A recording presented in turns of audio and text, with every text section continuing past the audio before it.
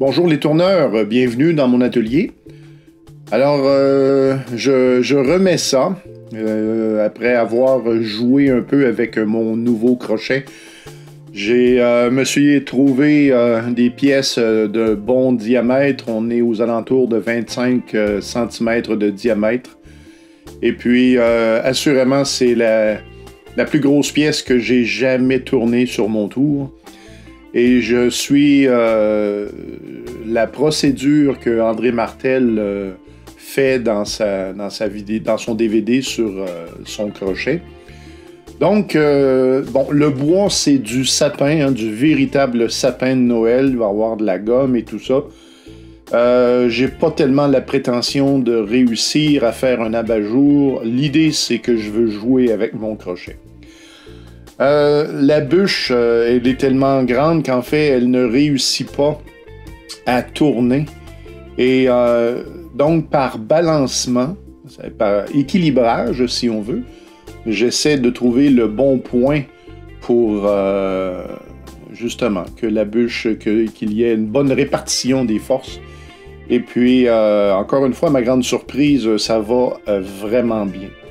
Je tiens à signaler que j'ai contacté la compagnie OneWay pour demander quelle était la puissance, la capacité de mes roulements à billes dans la tête du tour. Et l'ingénieur m'a répondu. Les roulements à billes sont capables de supporter 2700 livres, à savoir 1224 kg. Bon, ça, c'est les capacités des roulements à billes. Ça ne veut pas dire que c'est les capacités de la machine ou du moteur. Alors, me voilà donc à planir une face et je vais créer un bon tenon. Je me suis aussi procuré les mâchoires numéro 3 pour Mandrin Stronghold. Ce sont des mâchoires crantées de haute capacité. Je crois que ce sont les plus fortes que OneWay fait pour ce genre de tournage. Ça va me permettre de tenir cette bûche qui est tout à fait verte, même si ça ne paraît pas tellement dans ce que je fais. C'est du sapin et j'ai l'odeur, ça sent très bon. Cependant, la fibre de bois, c'est pas génial, mais quand même. Donc, je vais installer la pièce au mandrin. Et vous vous souvenez des conseils de sécurité? Dès qu'on est capable de tourner entre pointes, on le fait. Et c'est ce que je fais ici. Et l'idée va me venir parce que la pièce, elle est assez imposante. Et en plus de ça, je découvre que mon porte-outils, il passe pas en dessous de la bûche. Et là, il va falloir que j'affine. Là, à gauche, ça va être le haut de l'abat-jour. Et à droite, ça va être le bas. Bon, ça, c'était le projet original. Cependant, en tournant, je me passe la réflexion, pourquoi est-ce que je ne doublerais pas mon plaisir?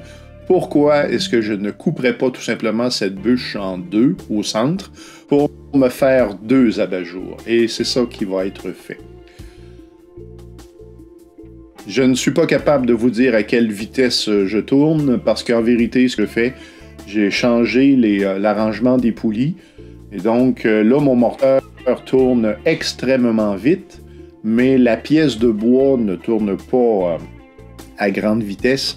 Et la vitesse, c'est plus ou moins vibration moins 1. Donc, j'ai pas de vibration autour, mais en même temps, je ne fais pas travailler mon moteur de la mauvaise façon. Le tour OneWay est équipé d'un système que si le moteur est en danger, là, commence à chauffer, eh bien, le tour s'éteint. Et ça, c'est un signal. Donc, les plaisirs des copeaux verts. Et c'est ça. Et j'essaie aussi de faire. J'en profite parce que j'ai pas l'occasion de tourner du bois vert souvent dans cette situation-là, en bout de grain. Et puis là, voilà, j'ai eu cette idée d'aller à 2 abat-jours. Et puis donc, je vais utiliser le troncoir, la scie, puis voilà. Donc, c'est le résultat. Je vais avoir 2 pièces, quelques nœuds, faudra le dire, hein? Et puis, et voilà. Alors enfin, je continue mon apprentissage avec le crochet. Pour dire la vérité, je deviens plus habile. Je trouve mon tranchant beaucoup plus rapidement. Mais en même temps, bon, la pièce, il y a des nœuds dedans. Et puis, ça va cogner, mais bon, je suis persévérant. Des fois, je me dis, bon, il faut affûter et on affûtera, c'est pas plus grave que ça.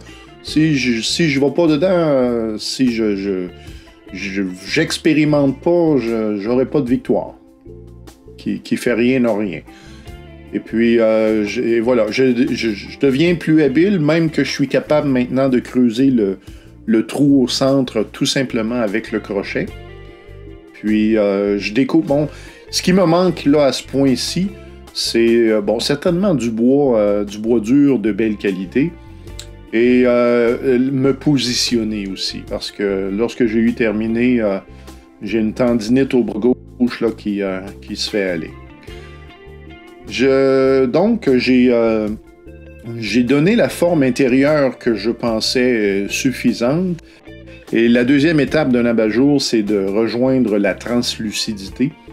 Et si vous n'avez jamais vu le DVD d'André Martel, André, il fait un abat-jour, mais le bas de l'abat-jour, c'est de l'écorce naturelle. Ce que moi, j'ai pas parce que j'ai tout enlevé l'écorce de ma pièce. Et là, je commence à comprendre que, bon, ben finalement, l'écorce, c'est pas mauvais. Et puis là, ben, mon expérimentation ici, c'est d'amincir au plus possible avec les outils que j'ai. Et je vais faire quelques essais.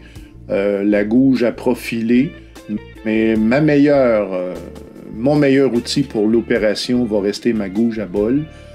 Bien tranchante, présentée un petit peu sur le côté. On coupe la fibre. Et puis, avec la lumière, je suis attentif.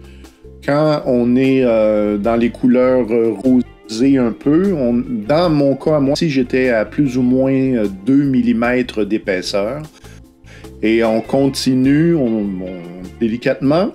Moi, en même temps, je savais que j'irais nulle part avec cet abat-jour-là, là, donc je ne suis pas stressé, mais je suis attentif à ce qui se déroule. Et l'idée serait d'avoir une couleur jaune partout. Maintenant, je ne sais pas si c'est possible de le faire.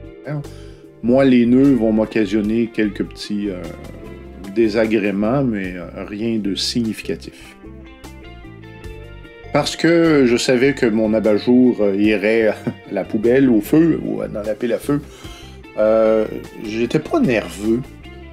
Puis en même temps, j'ai trouvé que c'était un exercice de concentration.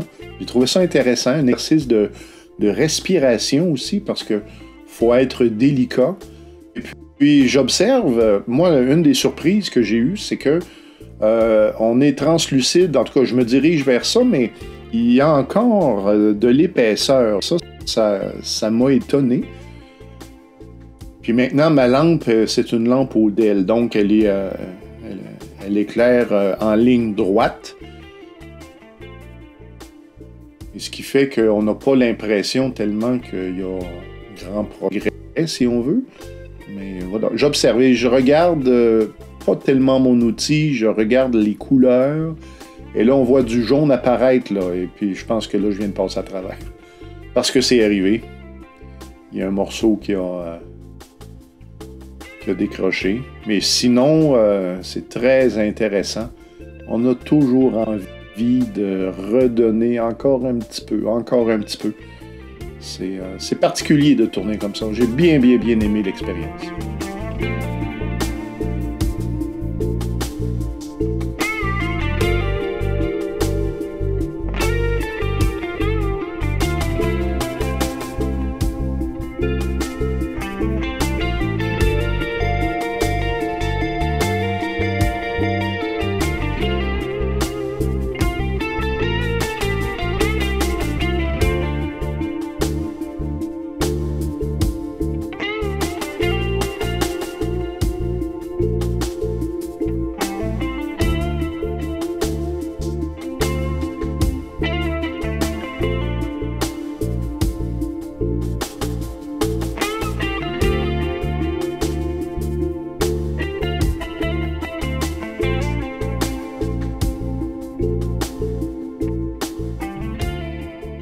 au fur et à mesure que j'avance, ma bordure ne tient pas le coup.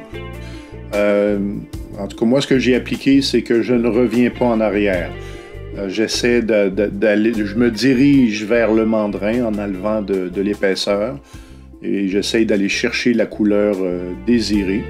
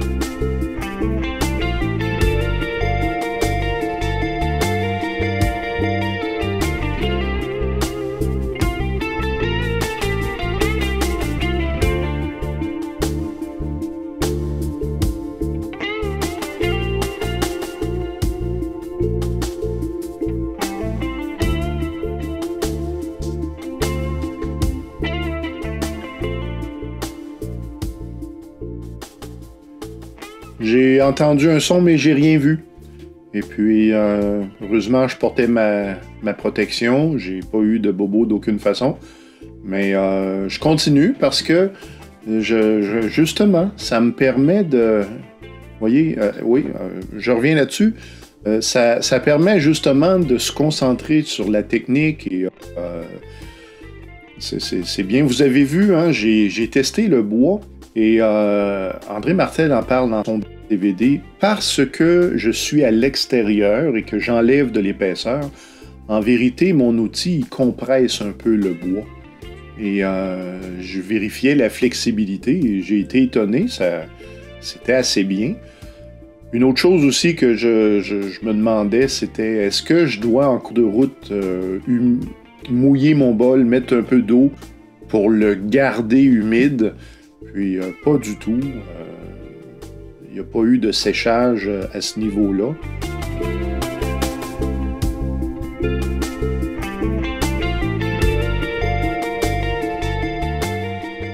Vous vous souvenez quand je vous ai dit que c'était une technique de ne jamais revenir en arrière? Eh bien, regardez l'artiste.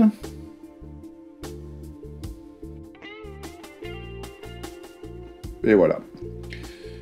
Ça fait 2 fois dans ma carrière de tourneur là, que je me souviens clairement.